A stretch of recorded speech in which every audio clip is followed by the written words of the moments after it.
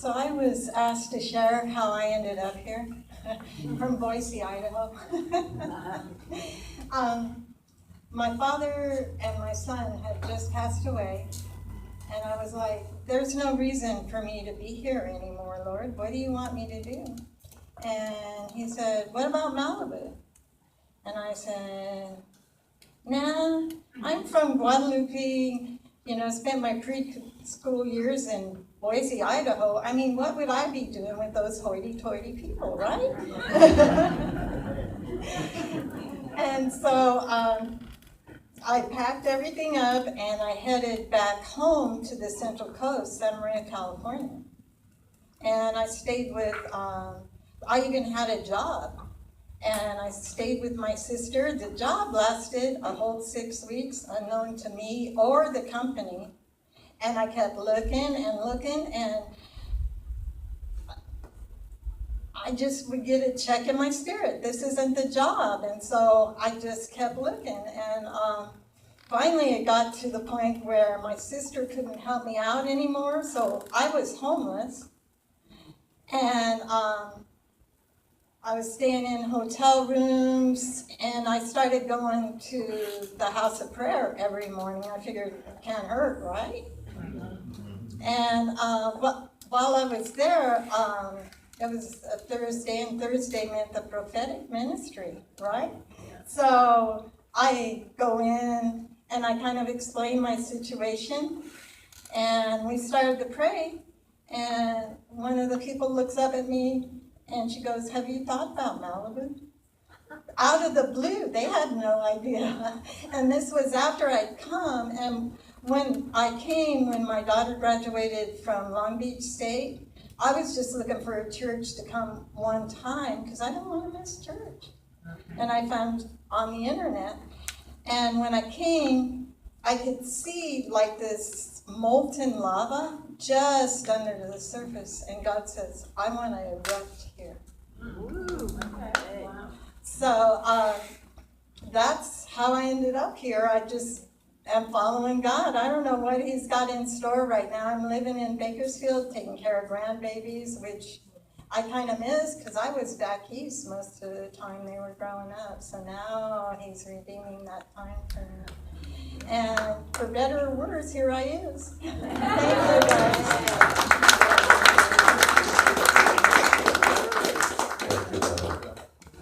guys. She had a word for me that first week. That was really a good one on my heart. She's the second person that told me that God is healing my heart. You know, using that kind of transitional verbiage. So that's a good thing. I'm feeling pretty good. So maybe we can hang in there and do some work so that came in before we're done with the project. To see, we've got a friend Heber here this morning. Raise your hand. Brother Armando and myself. And Chaz, you're on, man. We got the man they're coming after. But, Can we pray for Matt Jr. that they'll find him? yeah. Okay, there's a boy that went missing up in the canyon. There's some weird stuff at the park, you know, we've been hearing some things. So Lord, we're just praying that Matt Jr. would be found. Yes. And guide everybody involved. And Lord, that you'd stop the work of the enemy. Yes. That you'd put angels of protection around this canyon, the city. Yes. Close any doors that have been opened up. Yes, Lord. Wisdom to the police and all those who are working. Yeah. In Jesus' name. Yes. Thank you, Lord. Chaz, you're on. All right. One moment, I'm going to move this podium here. Isn't it great? It has wheels. So we got a podium with wheels now.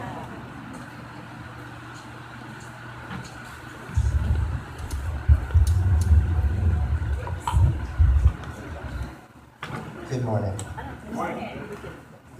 Nan, okay, I'm going to prolong the part where you pray at the beginning of the sermon because he just prayed, and I'm just going to talk for a little bit. I am really honored to be able to exercise a different gifting this Sunday. That's not this, the singing thing, or I don't know, the sound thing, or the heavy lifting thing. There's a lot of different things.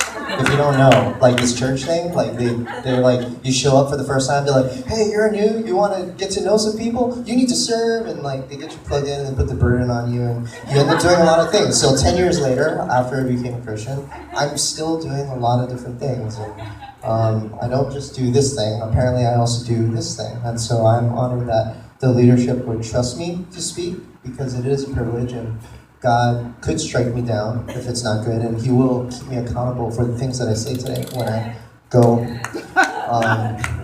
But a little bit about myself. I hate talking about myself, so this is different for me.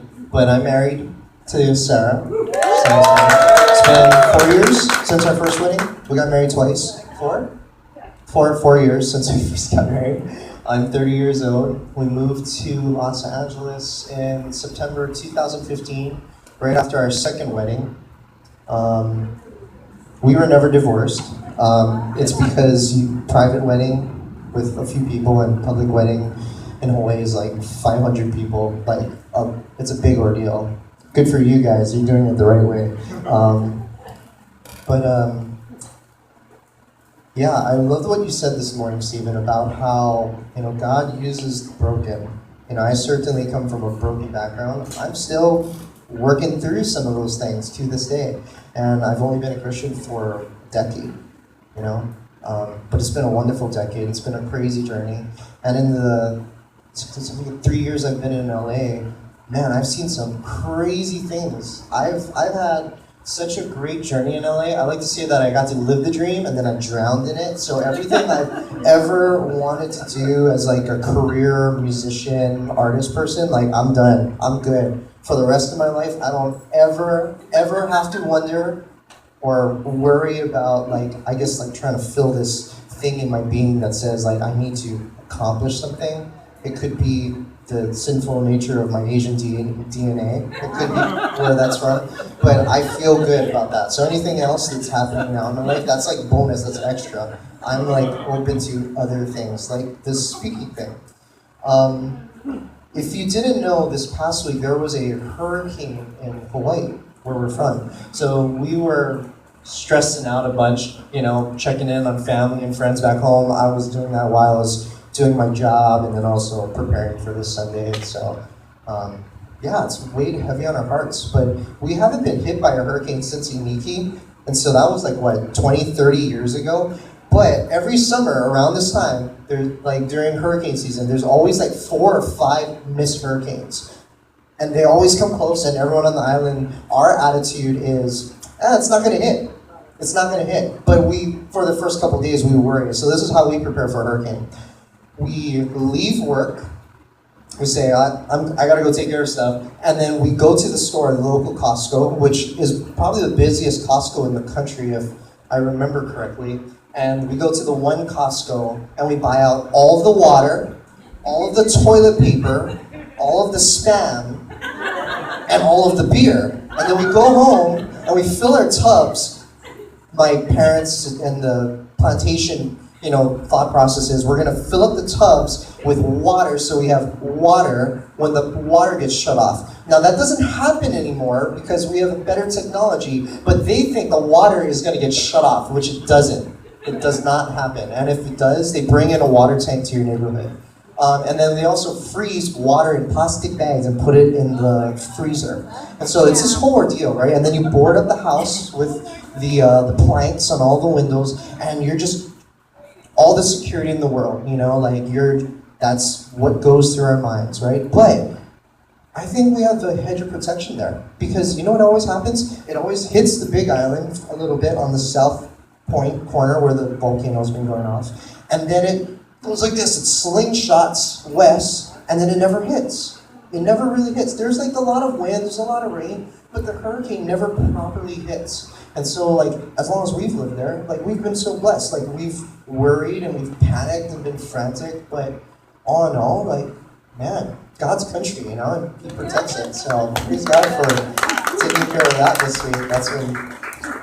a huge, huge weight off of my shoulders to know that my family and friends are okay. But I want to recount, today is not the day for like a testimony. I'm not going to give you the duty shower testimony, which is 75% my backstory, and then 25% why you need to come to Christ. That's a different day. That's what we do in youth ministry a lot of times, right? You know what I'm talking about, right? There's the new speaker who comes in and he's like, this is all the bad things I've done in my life, and this is why you should follow Jesus at the very end. And then all the kids are like, I want to do that. I want to do that. You know, they're like excited. They're like, I want to experience that too. Like, can I have that same backstory? And then you have to go into this whole thing. But today, instead, I want to talk about why church? Why do we meet on Sundays? Like, what's the point of all of this? Like, you know, honestly, like, there's better services out there. There's, like, really great speakers and podcasts. Like, not that we don't try really hard. Like, we do pretty dang good. But to be honest, like, you could go on YouTube or on your phone right now, right? And you could listen to, I don't know, Ravi Zacharias all day long, any day of the week, right? You could. You know? And if you want better worship, there's Spotify. Stephen did a great job this morning, by the way. But so we do have pretty good worship. I think we're really blessed to have, you know, the leaders that we do. But honestly, like, you have your phone, right? You have the internet. There's cooler people, I'm sure, but this is what it is. This is what we got. We choose to come on Sunday. So why? Look, I want to talk about what that means and like why. Where does that come from? A little bit of why do we meet on Sundays and like what do we think about that? Like what is our thought process about that in America? And I'm going to propose a new idea about that. But before I get to that, I want to tell you on my very first Sunday coming to this church, Sandy, who I met, was the first person I met. So this is a perfect example, right, of you guys are the representatives here, right? If someone new comes, like, we're all we got, you know? I'm sorry. So, first impression, it kind of matters, right? But my first impression of Sandy was, she comes up to me and she tells me after worship, the first time I led worship, you should speak. You should consider being a preacher one day. And I'm like, man, this is crazy because that's the smallest percentage of like what I do in my like ministry or like my life and my time spent, and like as like it's this constant reminder that I should be more of a public person, which I really generally don't like to do. And ever since I married Sarah 4 years ago, like actually when we started courting each other, like her family, like first question, her mom was like, hey, are you gonna be a pastor one day? You know, they have a church planting family, right? Everyone goes into ministry. And then I meet her grandma for the first time. She's like, oh, it's nice to meet you, Chad. And the first thing she asked me was, do you speak in tongues? And the second question was, are you a pastor? Are you going to be a pastor? And so, I don't know, it's just this funny thing. And I would never say no, because I know how that whole thing works, where you say, God, I'm never gonna blank, and then he makes you do it, right? I always say, I'm never gonna work with X person, and then God always makes me work with them. Like every single artist, worship leader I ever end up doing long-term work with, I've always had that thought where I've said it out loud. I'm never gonna work with that person. And so, of course, you can put two and two together, Stephen, right? And then before him, many generations of others. And here I am. Yeah. But anyway, okay, I'm going to do the part now where I pray. So, God, thank you that you reign supreme and that you're such a good Papa and you're an easy Papa to please. And Lord, you're pleased by our faith, not by our works. So I know that at the end of this sermon, I hope it's filled by you. I hope that you speak through me, and then all the things of me that you throw on the side, and all the things of you that you put here in this room, Lord. And I pray that you just soften our hearts, soften my heart, and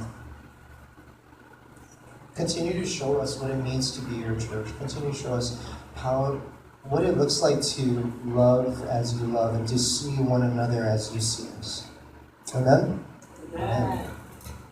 So, 10 years ago, when I first came to church, I came to church because there was a guy I looked up to in high school that I did not know personally. I just saw this person. I'm like, that guy is cool, and I want to be like him, right? I want to be like that guy. I would love to be his friend because there's something about him and his group of friends that's really special. Like, I want to be a part of that. They just seem to be, like, set.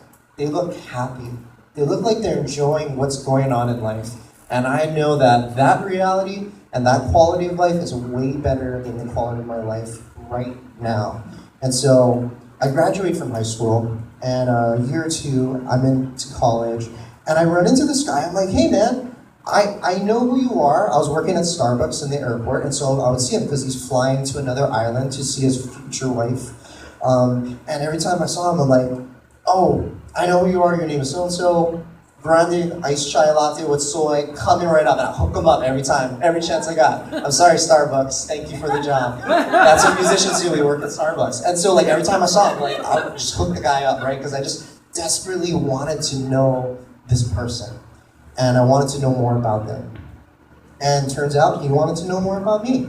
And through circumstance, we just became friends. He became, like, my first real spiritual mentor, like, ever in life. And this is, like, right after high school.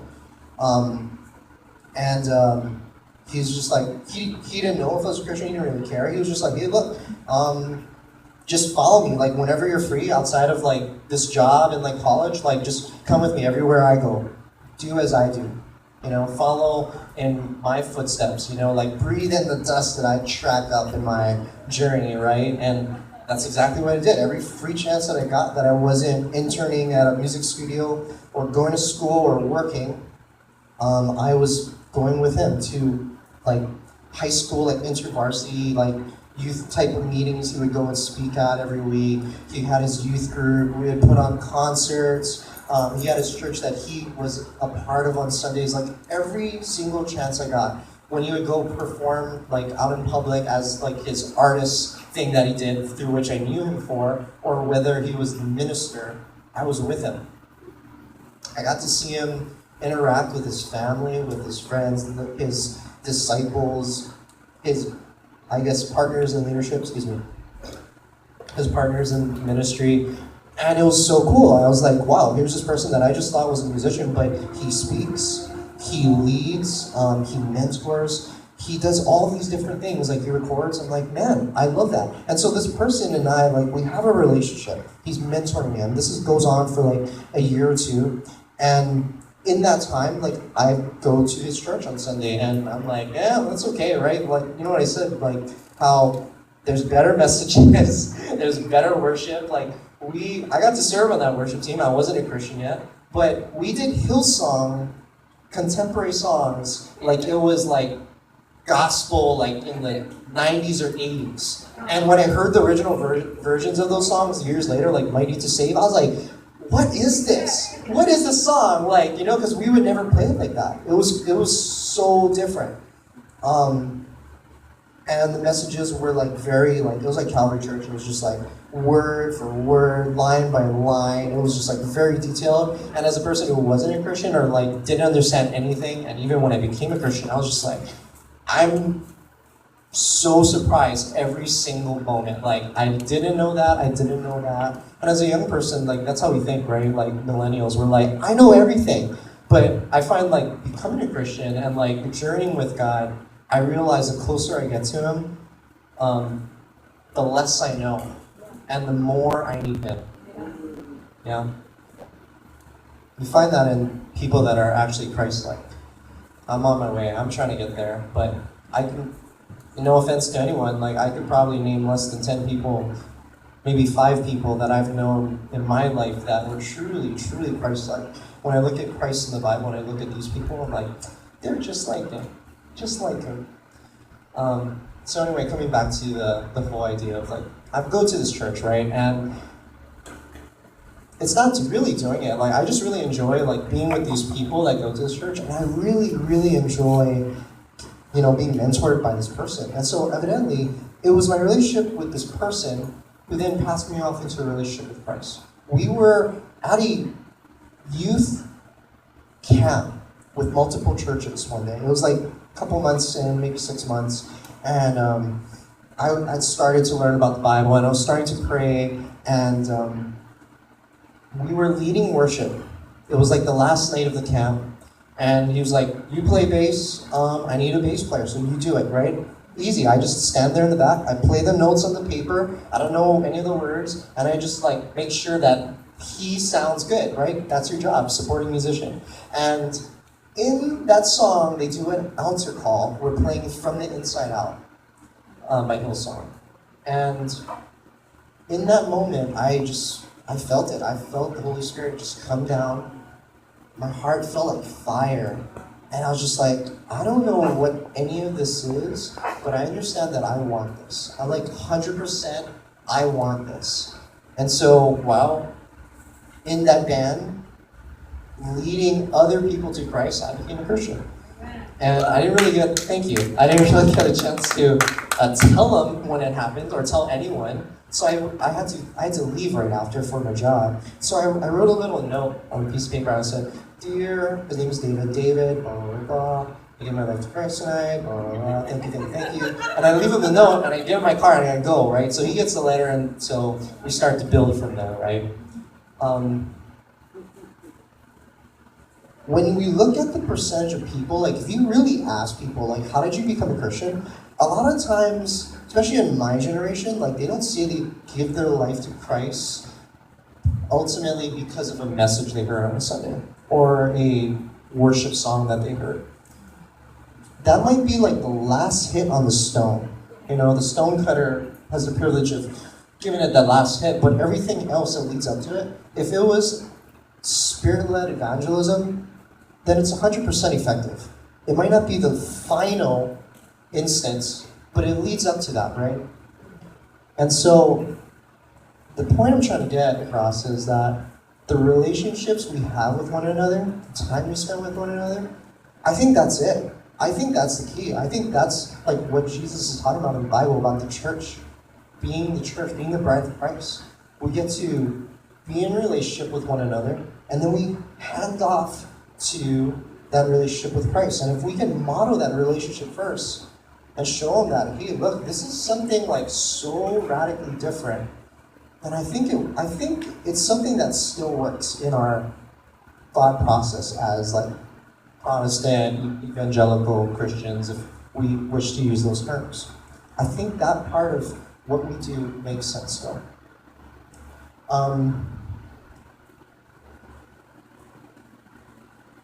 We spend 1% of our week here, right here, right? If you consider church like 3 hours in your week, that's 1% of our time. 52 weeks in a year, that's 156 hours in a year. If we put that up against how much time we spend like awake and not sleeping, that's 2%. So it's not a lot of time, right? And the 2%, right, in that 2% of our week, we expect to come here, right? The idea is we go to church, we get filled up, and then we leave the church, and then we practice the thing that we heard on Sunday, and we're all amped up, we're emotional about it, and then we go and enact it, right? Is 2% enough? 2% of that time enough to give us something to make us be motivated for the rest of that week to do something? I don't know. I really don't know. That's a personal question. But if you have a background in education, I was a music teacher. I helped a friend start a music and dance school before I became a musician. And we did this for several years. Or actually, was it like 2 years? I don't remember. It was like 2 years, right? But we made our own curriculum because we couldn't find curriculum on how to teach kids from ages like 0 to 6. Because in music education, we don't really teach, there's not really curriculum for students up until the age of 6 or 7 because we feel like they can't digest the content, right? So for whatever reason though, YouTube has revealed to all of us that there are music prodigies. They're like 4 years old playing box, really, right? How is that possible if there's no education curriculum built for them? And so this was the question we had in our minds. There were a lot of parents that wanted to put their kids in music classes at our school, but we didn't have curriculum for them. And so what we found was we had to engage the students and we couldn't teach them the material, which is what you pay for music lessons for, right? I'm giving you $60. You're going to make sure my kid knows how to play The Devil Went Down to Georgia by the end of the month, right? Where did all my money go? They can't do it, right? And the percent of time the student spends with you, the teacher, it's like this 1 or 2%. It's actually 10% of what you would hope they would put into time practicing the material. But ideally, like, it doesn't happen. It doesn't happen, right? And so, as a music teacher, or even just an educator in general, sorry, Stephen, the best we can do is teach our students how to practice. Because if they're passionate about the music, and you pair that with teaching them how to practice, then their practice time, even though if it's only a couple hours, will be efficient. Right? So I want to apply that same to Sundays. That we should be coming to Sundays with intent to practice and learn how to practice and learn how to, I guess, like, really get a sense of like our values and like what we do as a community versus taking the best word of we've ever heard in our life. Right? I don't mean that as a way of justifying like me not doing well today. I mean that as like, let's actually like think about why we come on a Sunday, right? And instead of us, I have a little drawing here. Instead of us, this is the church. I drew it, thanks. Instead of us, right? If this dot is us, going to the church, this is, you must have seen this at some point. I know I have. Going to the church and then you leave the church, right? You get filled up and then you leave, right? Correct? This is the American contemporary worship service church model, right? This diagram right here. Very elaborate. Okay. Now, I would like to propose that we flip around those arrows, actually. That we would be coming on a Sunday to the building with a different intent in mind. Not to be filled up, but to give. And this is not like, serve yourself to death, become a slave for Christ. This isn't like a tithe message. I mean that in the sense that come with the intent of serving one another. And like, you don't have to serve by speaking or music, just like come as Jesus would, like wash each other's feet. Just be like, hi, you're new. I'm not weird. What's your name? That's like what, when we're in school, right? That's what we do, right? It's like, what's your name? Like that's how we get to know one another, right? We learn each other's names. We learn like one thing they like, and we just start there.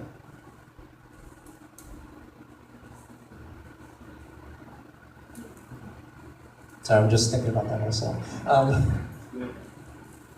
But I think it's like when I was a new Christian, like I wanted that so much.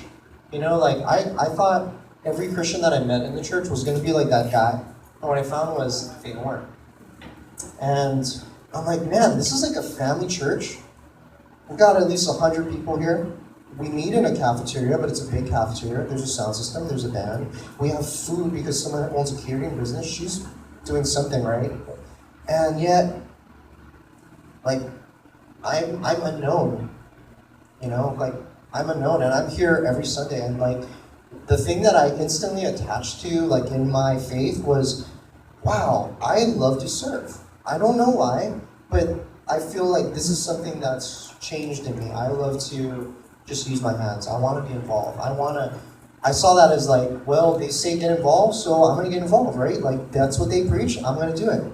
And I found that, like, I served a lot in hopes that I would get to know people. And I found that, like, at the end of the day, like, it's not my burden as the new person to try to get to know other people. It's the other way around. And so we, as the churchgoers who come to church on Sunday, like, we should be coming to serve one another, serve new people, serve our friends and our community not show up because it's Sunday and hear a great message, because you can get that online now, you know? And empathetically, like, I want us to remember, like, what it was like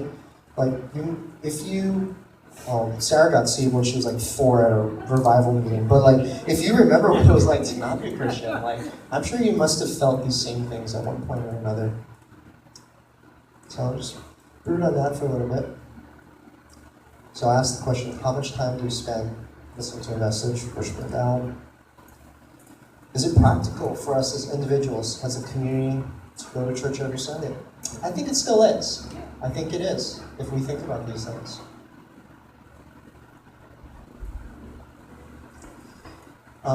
There's a really good quote that I like by Otto von Bismarck. It says, "Laws are like sausages. It's best not to see them be made.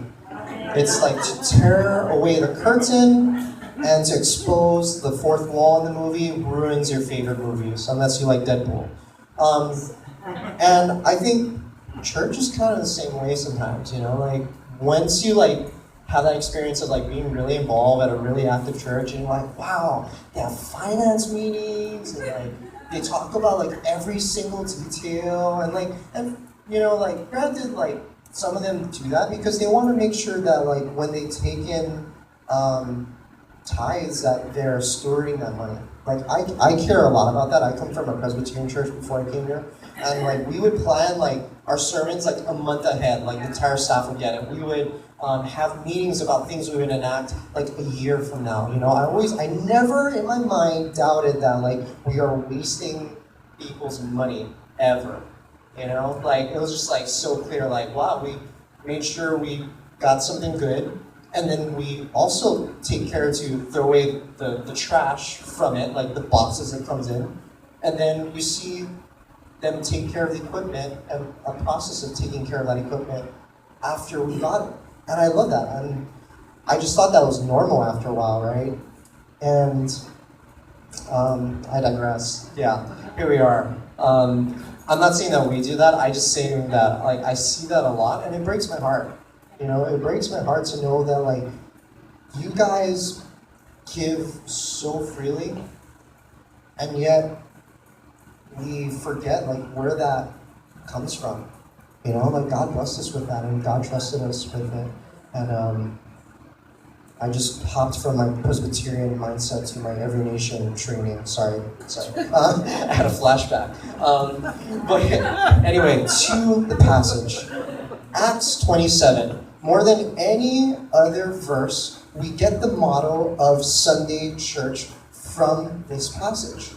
And I want to just like pretend like we never heard it before. Pretend like we didn't grow up in a church that also read this and their ancestors read this and implied and enacted what they learned from this passage. So Acts 27 says, "Now on the first day of the week, when the disciples came together to break bread, Paul, ready to depart the next day, spoke to them and continued his message until midnight." So we think, yeah, okay, they did communion, Paul spoke a message, they were gathering in fellowship, and then he preached for several hours until it was Acts 27. Chapter 20, verse 7. I don't do this a lot. Yeah, not 27, Acts 20, verse 7. So I'm going to read it again. "Now on the first day of the week, when the disciples came together to break bread, Paul, ready to depart the next day, spoke to them and continued his message until midnight." End scene. So, going back to the law of sausages, we know that in church, usually the part where the pastor studies a message happens during the week in preparation, right? That's the hermeneutical study. That's the process by which how we study the Bible. And most churches on Sunday, we do exegetical, right? We preach word, we defend it by word with another word and another word. But today I want to, like, it's kind of like Bible study, you know, which I have my own qualms about. That's not why I haven't been. I've been really busy. Different conversation. But when I first became a Christian, my first Bible study I ever went to, they're like, "You're a young adult. Time to get into Bible study. Welcome to church. You're a Christian. Okay, what's the Bible study about? We're meeting, and we're gonna study hermeneutics." And I'm like, what? And we read this book called Playing with Fire. If you've never read it, it is a great book about hermeneutics. It is awesome. That Bible study in that book changed my life. And it worked because while I was still in college, I was studying to be a medical researcher, a microbiology major at first. And so my science mind really loved hermeneutics because when you break down hermeneutics, it's like the scientific method. It's almost like the same process by proving why, right? Establishing a theory and then finding evidence to prove why that theory is right. I like your fist bump, Armando. So I'm going to just go through a little bit about that, or just go through this process, right? This is exactly what I did during the week to prepare for this message. So you look at it, Acts 27. Okay, who are the characters in the story? We have God. God's always the main character in every genre of the Bible. We have the Holy Spirit. Paul and Paul's, travel companions, his disciples. So we can assume that Timothy is also there. And then the people of Troas. Okay, Troas, Troas. The genre of this book in the Bible is gospel. It's the good news. The setting, well, it's in Troas, which, thanks for putting that up for me. I like that. The setting, so Alexandria Troas is the name of the city as it's referred to in Greek in the New Testament. Before that, right, so this is during the Roman Empire. We're dealing with Alexandria Troas, which they named after Alexander the Great, right, who was not a Roman imperialist, he was a Greek imperialist. So he was the former empire before the Roman Empire was Macedonian, it was Greek, right? So before Alexander the Great, even before that, right, we're just like going way in the past, Bill and Ted style. Before the Macedonian Empire, the way in their historical, oral traditions, they refer to the city as Troy, Helen of Troy. You've seen some movies, you've read some books, right? You know Helen of Troy. Hellenistic society, they believe in multiple gods, blood. We have to sacrifice blood and gifts to the gods on the ground so that they receive it and so that they are happy with us. And when they're happy with us, we're going to give them more. When they're not happy with us, we're going to give them more, right? Same answer. And so those people have their traditions. And then you have the Macedonians with Alexander the Great. And what was cool about the Greeks was they believed in, like, hey, you do you, boo-boo. They're like, we're going to conquer you, but, whatever you believe, like, you can still kind of do that. That's cool. Do that, right? But we own the land. And then the Romans, they loved the Greeks. They conquered the Greeks, but they loved a lot of the cultural practices of the Greeks. One thing that they really, really struggled with was that acceptance of, hey, you continue to do you, boo-boo, right? Which is why in the New Testament we see so much of this between the temple and the Jewish people and, the people of the Roman Empire. And so they struggle with that. So Troas, modern day Turkey. This was a hub, so present day Turkey, right? A couple years ago, this was the hub for the Islamic State, no longer. What we knew about this area at this particular time was they had a population of about 750,000 people, right?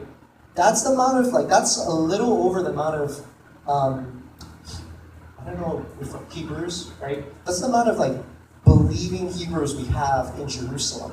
So it's not crazy big, but it's not crazy small either. It's a port city, right? So imagine on a map, should have got an eraser. Okay, so imagine on a map, this is Troas, right?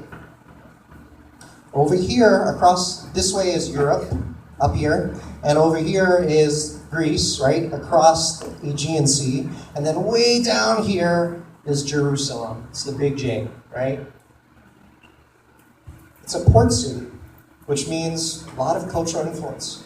This is always used as a place, because of its geographical location, like I'll use Hawaii in the Pacific. And they use this area to go to Europe or to get to Greece, or it's like the middle way, it's the middle point, right? So port cities, because they have a lot of trade, because it's a central point, you're gonna have a lot of different cultural influences in that area. It also has dense population, not as dense as Jerusalem, but pretty dense. A lot of high walls. They have the Colosseum, they have theaters. This is an area that at one point was considered like they were going to make it the capital of the empire, but they didn't. So it was imagine, it's kind of like a metropolis, kind of like Los Angeles, if you think about it. Like if you put Hawaii and Los Angeles together, it's like those two things. Like culturally, a lot of different people all mixed together, a lot of military stuff going on, and then also huge metropolitan area, a lot of different types of people. Where am I? So,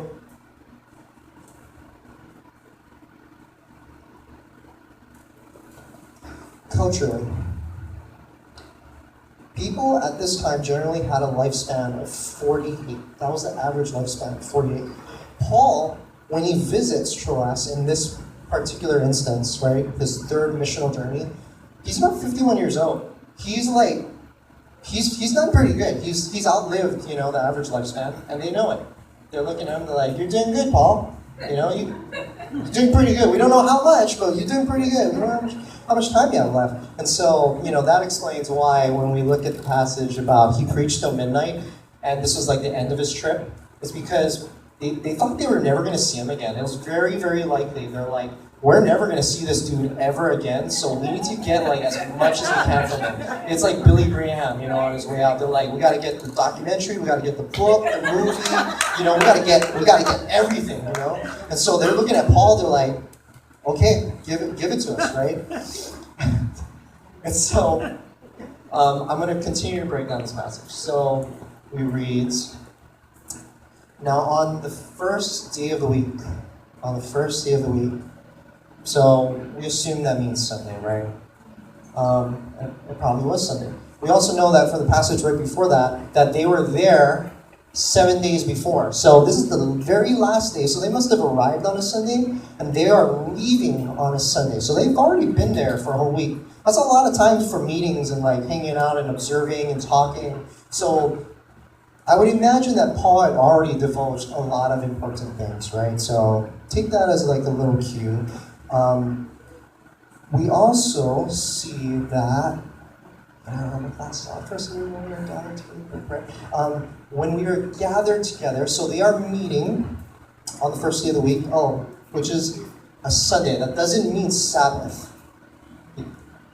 So the Sabbath would change every year, or I don't know, John, you can tell him. Like the Sabbath as like the day of rest would change like every couple years or like every month. Like it was always changing. It wasn't until Constantine that the Sabbath was like, we're gonna meet on Sunday, and the Sabbath will always be Sunday, right? And so we know that this really isn't like a Sunday, like a typical Sunday church gathering. Also, at this time in the Roman Empire, Sunday was a work day. So all these people in this town, which we know the majority of this particular church of Troas is probably not all, Hebrews. There's probably a lot of Gentiles. This is Paul's ministry we're talking about, right? So we got a bunch of Gentiles, and they all worked all day long. They worked all day long. And then they come to this gathering to hear Paul because he's about to leave them forever, and they're tired. So that's why, if you know this passage well, you know that guy falls asleep, falls out of the window, and dies. It's because he was tired. He came back to life. But we know these people are tired. These people are really, really tired, and they're there and they're listening. It says, first day of the week when we were gathered together to break bread. Now, break bread, I assumed that to mean communion. I really did. And so I had to look in closer and I had to do like the Greek thing. I didn't study Greek, but I know in hermeneutics we have to look at the original translation of the words. So the Greek says klasai orton. I don't know how to say it correctly, but that means klasai, the occurrence of aton, bread. So this is an idiom, common idiom you find in the Bible. It means they gathered together to have a meal. There are many instances of communion. This is not one of them. Yeah, this is not one of them. So they gathered together for a meal. They're hanging out, they're eating, right? They're tired, it's been a long day, so this is probably dinner, right, for them. This is din. And then we go to the next part, and it says, Paul began talking to them. Now, the word for talk here, let's also break that down.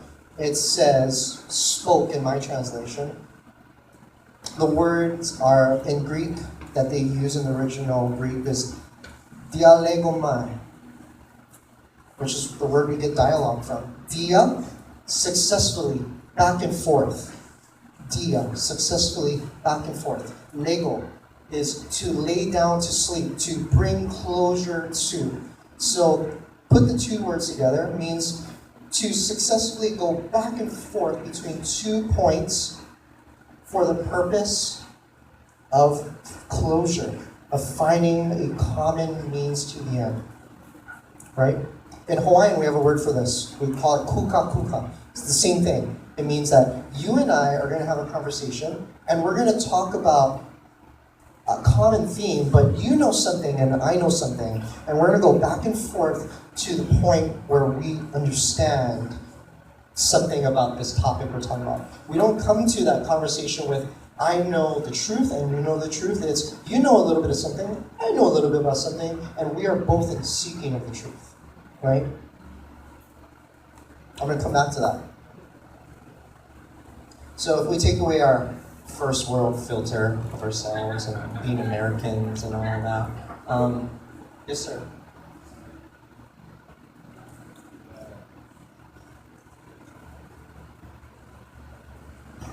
John said, take it in for a landing. So, to sum it up, if we look at this passage that we've built the worship service on, there's a lot of assumptions here. The assumption that there was communion on, well, there is other passages for that, but there's assumption that they might have had communion. There's assumption that they were meeting together. There's assumption that there's talking for a long, long time, which we don't want today. There's talking for a long, long time, and that it's the first day of the week, and on that day that there should be rest. A lot of assumptions. But as we see, if we go and we actually look at this, we find that, they're having a meal. It was a long day of work. They're conversing. I'm a preacher and you need to hear me. There was a lot of back and forth. And then we see that they talked for a long time and then they left. Kind of sounds like church. Kind of. Right? I think we're really good at talking. But when we talk, it's hard to hear the Holy Spirit, right? In noise in general. And I think we always need to be better listeners, right? To hear the Spirit, to hear the Word. But especially in our relationships, I find that our motivation is to explain ourselves. It's to show others, this is who I am, this is what I do, this is who I am. And it's so strange to me that that's a normative thing here. Because where we're from, we don't really care about that. We like to just get to know everyone. You work at the gas station, what's your name, who are you, what's the weather, we just talk, right? Because we think we're gonna see this person again. But in this culture and society right here, we think we may never see each other again. I might never see you again, so I need to just tell you who I am, and I don't need to hear anything from you. But this is church, guys. We're gonna see each other every Sunday if we choose to. And I don't want to hear 5-10 years from now, they were like, so what's your name again? Where do you live? What do you do? Do you have kids? Like, what are your interests? Like, practice this in our time together. Like, if we break out into prayer, like, spend some time before or after, just being honest. Like, look, I don't know your name, but what's your name? What's something that you like to do? What's your career field or particular field of interest? What's some music you like to do? Like, you don't have to all cram that in today, but at some point, like, do that. I'm guilty of this on Sunday, you know? But we have to reprogram ourselves coming to church that we're going to come for the purpose of getting to know one another, not for the purpose of just being filled up and leaving in the hopes that we're going to go, you know, ask those same questions to a bunch of other people during the week, you know? Like, you have the chance to do that and practice that right here at this church with this community. And that's a good starting point. Amen? Amen.